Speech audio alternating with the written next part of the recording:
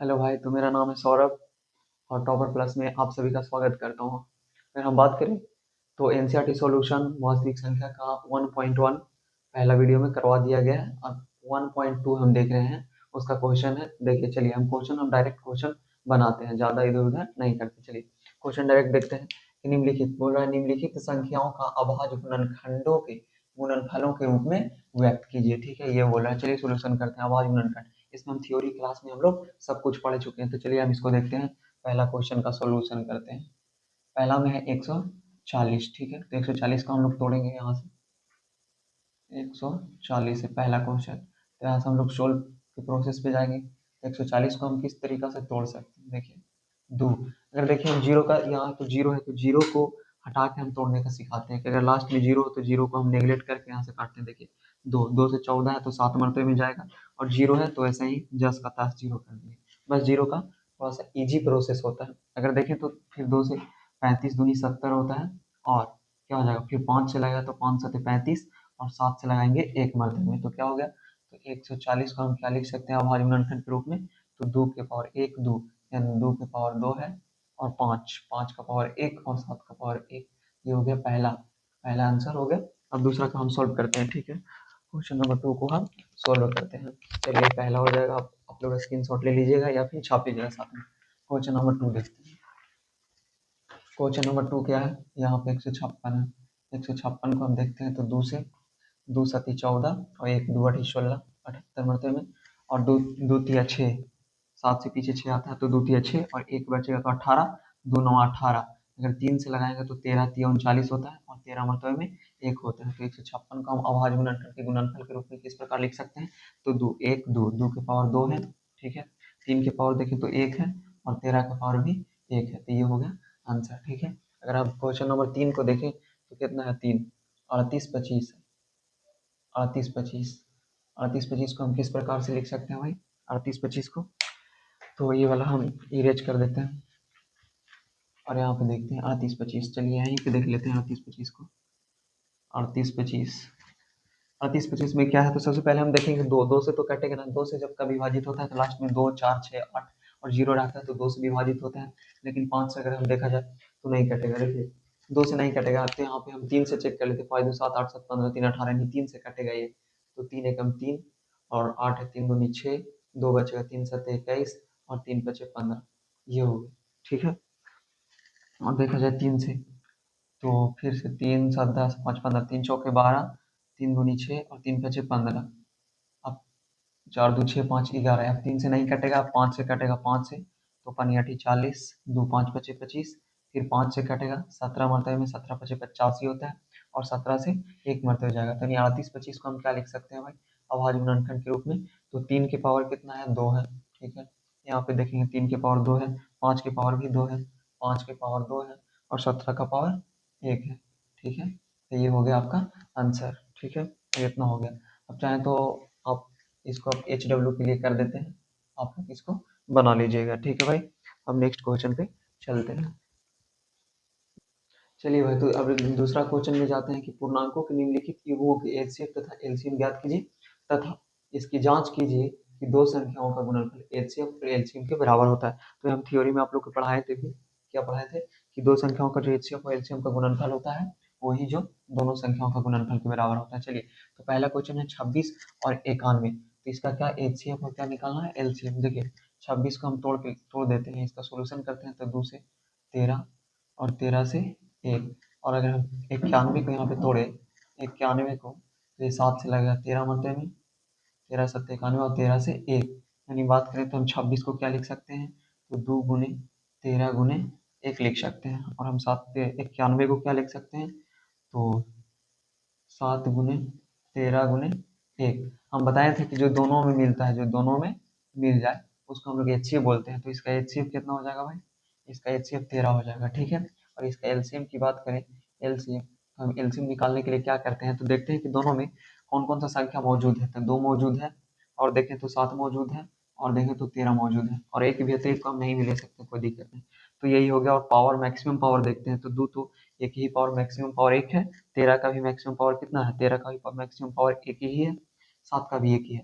तो इसके एलसीएम कितना हो जाएगा भाई, एलसीएम देखा जाए तो 13 91, 91 दूना कितना हो जाता है, 91 दूना 2 9 दूनी 18, 182, ठीक है, 182 यानी एलसीएम मेरा 182 आ गया और एचसीएफ कितना आ गया, 13 हो गया। तो ये बोल रहा है कि दो जो संख्या था, यानी कौन कौन सा संख्या था, 26 और 91, ये दोनों का जो गुणनफल होगा 26 और 91, ये दोनों का गुणनफल एलसीएम गुना एचसीएफ के बराबर होना चाहिए। तो एचसीएफ कितना है 13 और एलसीएम कितना है, तो 182 है, ठीक है, 182, तो ये दोनों आपस में सेम होना चाहिए। तो चलिए गुना कर लेते हैं, 26 एकम 26 के 6 हाथ में 2, और 26 नमा कितना हो जाएगा, 9 6 54 पे 26 नमा 234, हाँ 26 एकम 26 के 6 हाथ में 2, 26 नमा 234 और 2 236, इधर देख लेते हैं, 13 दूनी 26 के 6 हाथ में 2, 13 8 104 और 2 106 के 6 हाथ में 10, 13 और 10, 13 और 10 कितना होता है भाई 23। तो देखिए ये भी 23 66 और ये भी 23 66, तो दोनों ये प्रूफ हो गया, यानी कि जांच में हम कर लिए कि दो संख्या गुणनफल उनके एचसीएफ तथा एलसीएम के बराबर होते हैं। क्वेश्चन नंबर 1 हो गया। क्वेश्चन नंबर 2 पर जाते हैं। क्वेश्चन नंबर 2 क्या है, चलिए क्वेश्चन नंबर 2 हम देखते हैं। हाँ हो गया। क्वेश्चन नंबर 2 की अगर हम बात करें तो 510 और 92, 510 और 92, 510 और 92, तो दोनों को तोड़ तोड़ लेते हैं, ठीक है, सोल्व। 510 तो हम डायरेक्ट अगर करें तोड़ के, हम बिना तोड़ले करेंगे डायरेक्ट, तो कैसे होगा भाई, 2 से कटेगा 2, और कितना से कटेगा, तो चलिए तोड़ के ही देख लेते हैं। 2 2 दूनी 4, 2 पचे 10, 2 पचे 10, 255 होगा, 5 पे 10, 3 से कटेगा तो 3 8 24, 3 पचे 15, 5 से कटेगा 17 मरतबे में और 17 से 1 मरतबे में। तो और 92 को हम देख लेते हैं, 92 को 2 से काटेंगे तो 46, 2 से काटेंगे तो 23, और 23 से काटेंगे तो 1, तो फिर हम क्या लिख सकते हैं, तो 510 को लिख सकते हैं 2 गुना 3 गुना 5 और गुना 17, वही हम 92 को क्या लिख सकते हैं भाई, तो 92 को लिख सकते हैं 2 गुना 2 गुना 23, ठीक है, तो इसमें कौन मिल रहा है, तो 2 2 1 मिल रहा है, 2 इसमें है लेकिन फिर इसमें नहीं है, तो इसका एचसीएफ क्या हो जाएगा, एचसीएफ 2 हो जाएगा। एलसीएम की बात करें, एलसीएम, एलसीएम में कौन कौन सा मौजूद है भाई, इसमें 2 3 5, 2 3 5, 2 3 5, 2 3 5, 17 और 23 मौजूद है, 17 और 23 मौजूद है। अब देख लेते हैं मैक्सिमम पावर, तो 2 के पावर इसमें 2 है, यानी 2 हो जाएगा। और देख लेते हैं तो 23 के पावर भी 1 है, 17 का पावर भी 1 है, 3 5 सबका पावर 1 है, तो इसका एलसीएम इतना आ जाएगा। और दोनों को जांच करने के लिए क्या करना होता है, तो दोनों संख्या यानी 510 और गुना 92 और बराबर इधर होना चाहिए किसके, 2, और एलसीएम पूरा इतना गुना करने के बाद आएगा, यानी कि 2 की पावर 2 ही हो जाएगा, 3 गुने 5 गुने 17 गुने 23, ये इतना के बराबर होना चाहिए। तो चलिए हम काट के भी देख सकते हैं, काट के कैसे देख सकते हैं, देखिए भाई 5 दूनी 10 होता है, 10 से 1 जीरो खत्म हो जाएगा, ठीक है, और 1 जीरो खत्म तो ये 51 है, तो 17 तिया कितना हो जाएगा भाई 51, 17 तिया कितना हो जाएगा 51। अगर बात करें तो 23 चौके 92 हो जाता है, ठीक है, 23 चौके 92 हो जाता है। और देखे जाए तो ये 2 दूनी 4 तिया 12 ही हो गया, और 4 तिया 12 ये भी हो गया, तो ये दोनों संख्या कुछ हो गया, तो आपस में बराबर है। चलिए इतना देख लेते हैं, अब नेक्स्ट पे चलते हैं। क्वेश्चन नंबर यहाँ पे 3 चेंज करेंगे, एक आप लोगों के लिए शायद एच डब्ल्यू के रूप में कर देते हैं, हाँ एक क्वेश्चन है जो आप लोग बना लेंगे, ठीक है, एक क्वेश्चन और बच गया, जिस कितना कितना, तो 336 और 54, 336 और 54, ये जो आप लोग बना के खुद से ट्राई करेंगे, ठीक है। तो इसका नेक्स्ट हेडिंग देखते हैं। चलिए तो हम क्वेश्चन नंबर कितना जाते हैं, 3 पे जाते हैं। 3 का पहला क्या है, ये 3 का हेडिंग क्या है, तो अभाज्य गुणनखंड विधि द्वारा क्या ज्ञात करना है, तो एचसीएफ तथा एलसीएम ज्ञात करना है अभाज्य गुणनखंड विधि द्वारा। तो चलिए हम इसको सोल्व करते हैं, थ्योरी क्लास में हमने पढ़ा दिया है, तो चलिए इसको स्टार्ट करते हैं, सोल्व करते हैं, पहला क्वेश्चन सोल्व करते हैं, ठीक है। तो 12 को हम डायरेक्ट हम अभाज्य गुणनखंड विधि में कैसे तोड़ सकते हैं, अभाज्य गुणनखंड के गुणनफल के रूप में, तो 2 दूनी 4 या 12 इस प्रकार से लिख सकते हैं, ठीक है भाई। फिर 15 को देखें तो हम किस प्रकार से लिख सकते हैं, तो 3 गुना 5 हम लिख सकते हैं, ठीक है। 21 को क्या लिख सकते हैं, तो 3 गुना 7 लिख सकते हैं। हम देखें अभाज्य गुणनखंड विधि में एचसीएफ और एलसीएम कैसे, तो एचसीएफ कैसे ज्ञात किया जाता है, जो तीनों में मिले, तीनों में किन को मिल रहा है भाई, देखिए 3 मिल रहा है, ये 3 ये 3, ये तीनों में मिल रहा है, 2 इसमें है इसमें नहीं है, 2 इसमें इसमें नहीं है, ठीक है, तो सिर्फ और सिर्फ 3 मिल रहा है, तो इसका एचसीएफ कितना हो जाएगा, एचसीएफ इसका हो जाएगा 3।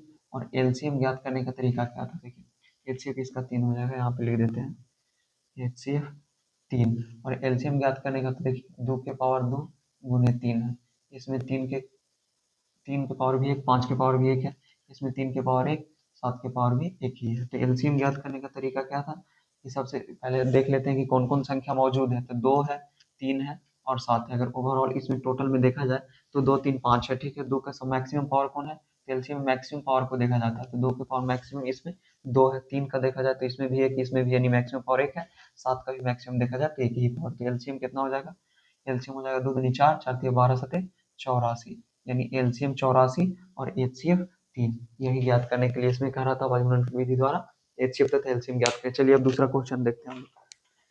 क्वेश्चन नंबर 2 देखते हैं।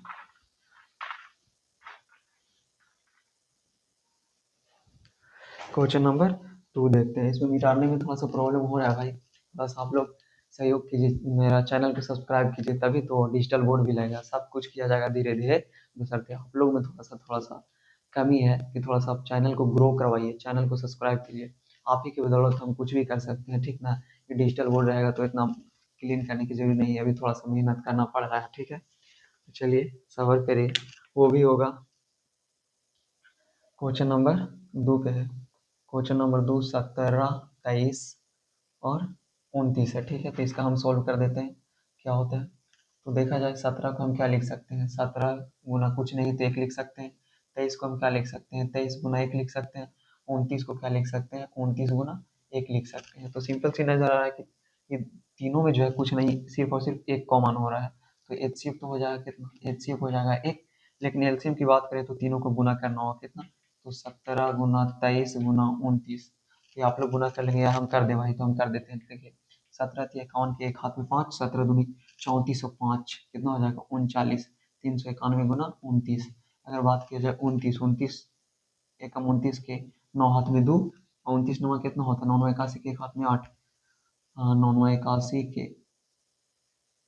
एक हाथ में 8, 9 दूनी 18 8, 26, 261 होता है। 29 9 261, 261 और 2 कितना हो जाएगा 263 के 3 हाथ में 26, 29 तिया 87 और 26 कितना हो जाएगा 7 से 13 के 3 हाथ में 1, 8 2 10 1 11, 113, यानी 11,339 हो जाएगा, यही होगा। 9 अगर हम क्लियरिटी के देख रहे हैं तो 391 को फिर से हम गुना कर लेते हैं। 9 81 के खाते में 8, 9 30 27 8 35, 2 9 दूनी 18 के 8 हाथ में 3 2 6 1 7, 9 3 8 5 13 के 3 7 3 10 1 11, 11,339, ठीक है। क्वेश्चन नंबर, हाँ 2 सॉल्यूशन हो गया। अगर तीन एक क्वेश्चन और है इसमें, कितना है 8 9 और 25, 8 9 और 25, ये संख्याओं का एचसीएफ और एलसीएम आप लोग कर लेंगे एचडब्ल्यू के रूप में, ठीक है। चलिए नेक्स्ट क्वेश्चन हम देख लेते हैं। चलिए भाई तो देखते हैं इसमें क्या है, चौथा में क्या कह रहा है। तो एलसीएम इतना इतना कैल्शियम 9 दिया है, और सॉरी एचसीएफ दिया हुआ है इतना इतना का, एचसीएफ दिया हुआ है इतना, और एलसीएम ज्ञात करने के लिए बोल रहा है। तो हम सब थ्योरी में क्या पढ़े थे कि दो संख्या का, यदि दो संख्या ए और बी कोई संख्या है तो एचसीएफ और उन्हीं का एलसीएम, यानी दोनों संख्याओं का एचसीएफ और दोनों संख्याओं के एलसीएम के बराबर होगा। तो इसमें दिया हुआ है ए और बी, इसमें क्या दिया हुआ है, ए और बी दिया हुआ है। देखिए ये ए और ये बी का काम कर रहा है। तो 306 गुने 657, ठीक है, बराबर। इसमें इसका एचसीएफ दिया हुआ है, देखिए एचसीएफ दिया हुआ है 9 9, और पूछ रहा है क्या, तो एलसीएम ज्ञात करने के लिए कह रहा है। तो एलसीएम लिखेंगे तो यहाँ से आ जाएगा 306 गुना 657 और बट्टा में 9, बराबर में हो जाएगा एलसीएम। अगर 9 से काटें तो देखिए 6 3 9 कट जाएगा, 9 तिया 27 और 9 चौके 36, यानी 34। एलसीएम बराबर 657 गुना 34 आ जाएगा। तो इसको साइड में हम गुना कर लेते हैं। 657 गुना 34 क्या हो जाएगा, 728 के 8 हाथ में 2, 4 पचे 20 और 2, 22 के 2 हाथ में 2, 6 चौके 24 और 2 26, 6 7 21 के हाथ में 2, 5 15 17 के 7 हाथ में 6 18 1 19, 8 3 7 से 13 के 3 9 12 के 2 हाथ में 1 1 2, यानी 22,338। इसका आंसर कितना हो जाएगा, 22,338। ये रहा आपका आंसर। यही सिर्फ इतना ही करना था और सिर्फ 4 का यही क्वेश्चन था, ठीक है। तो अब नेक्स्ट क्वेश्चन देखते हैं इरेज करने।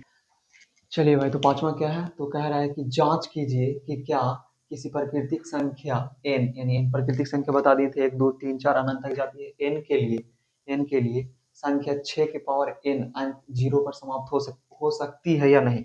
चलिए इसको जांच करते हैं, कैसे जांच करेंगे हम लोग। देखिए n यानी नेचुरल नंबर n, तो 1 2 3 4 डॉट डॉट डॉट ये होती है। तो बोल रहा है कि 6 के पावर, अगर हम यहाँ से देखें तो कि 6 के पावर जो n है वो कह रहा है क्या इसका लास्ट वाला संख्या 0 कभी आ सकता है। अगर यहाँ पे हम मान लिया जाए कि 6 की पावर 1 रख सकते हैं, ठीक है, 6 की पावर n बोल रहा है यहाँ पे, तो हम सबसे पहले 6 की पावर 1 रखें, तो 6 की पावर 1 रखें तो कितना आ जाएगा, 6 आ जाएगा, ठीक है। 6 की पावर 2 अगर रखें तो 6 की पावर स्क्वायर कितना होता है, 36, लास्ट में कितना आ जा रहा है, 6 आ जा रहा है, ठीक है।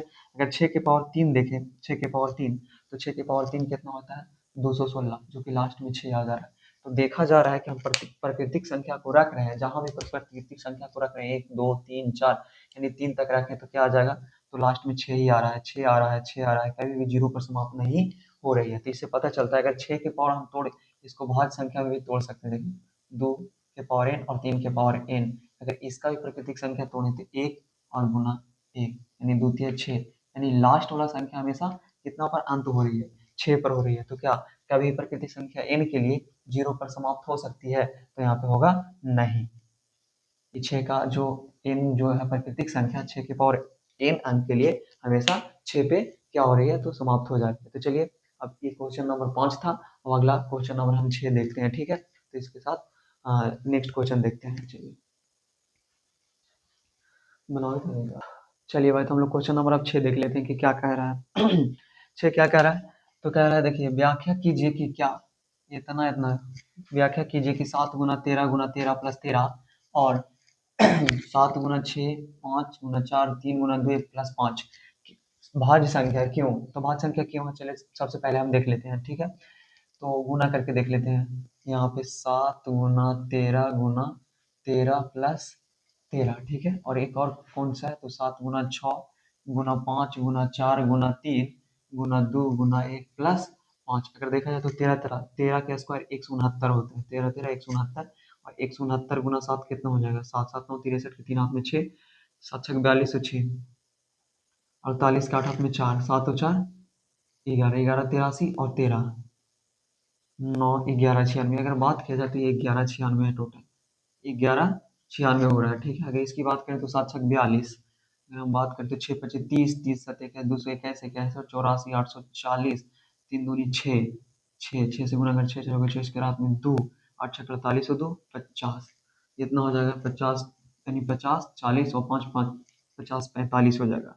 अगर इसको गुना उना करके लाया जाए और इसको देखा जाए तो इतना हो जाएगा। तो ये बोल रहा है कि भाज्य संख्या है, क्यों क्यों है, तो क्योंकि भाज्य संख्या हम पढ़ाए थे, सबसे पहले क्वेश्चन को समझिए और भाज्य संख्या देखिए हम पढ़ाए थे, जिसका वैसी संख्या जो एक से कटे, अपने आप से कटे और दूसरे संख्या से भी कटे। तो देखिए भाई, ये जो है एक से भी कटेगा, इसका गुना जो एक भी हो सकता है, ठीक है। ये अपने आप यानी 11 96 से भी कटेगा, और लास्ट में 6 है तो यानी 2 से भी कटेगा, ठीक है, 2 से भी कटेगा, 9 6 15 15 1 16 1 17 और भी संख्या से काट सकता है। तो इसी से कंफर्म हो जाता है कि इसका एक से 2 से अधिक गुणज है, तो ये भाज्य संख्या हो गया। और इसको भी देखा जाए, तो इसको भी देखा जाए तो ये 50 यानी एक से तो काटेगा ही काटेगा, 50 45 से भी कटेगा, और लास्ट में 5 है तो यानी 5 से भी कटेगा। इससे कंफर्म हो जाता है, क्या कंफर्म हो जाता है कि ये भाज्य संख्या है। क्यों भाज्य संख्या है, क्योंकि ये एक से भी कट रहा है, अपने आप से भी कट रहा है, और क्या से भी कट रहा है, तो अदर संख्या से भी कट रहा है, इसीलिए भाज्य संख्या है। तो इसका फुल पूरा कंफर्म हो गया। तो भाज्य संख्या क्यों था भाई, क्योंकि, तो यहाँ पे लिख सकते हैं क्योंकि क्योंकि इन दोनों संख्याओं का इन दोनों इन दोनों संख्याओं का 2 से अधिक गुणज, 2 से अधिक गुणज है, ठीक है भाई। तो ये आंसर हो गया। चलिए अब नेक्स्ट देखते हैं कि क्वेश्चन नंबर 6 है, अभी क्वेश्चन नंबर 7 क्या कहता है। चलिए भाई क्वेश्चन नंबर नेक्स्ट देखते हैं, चलिए इसको जूम करिए।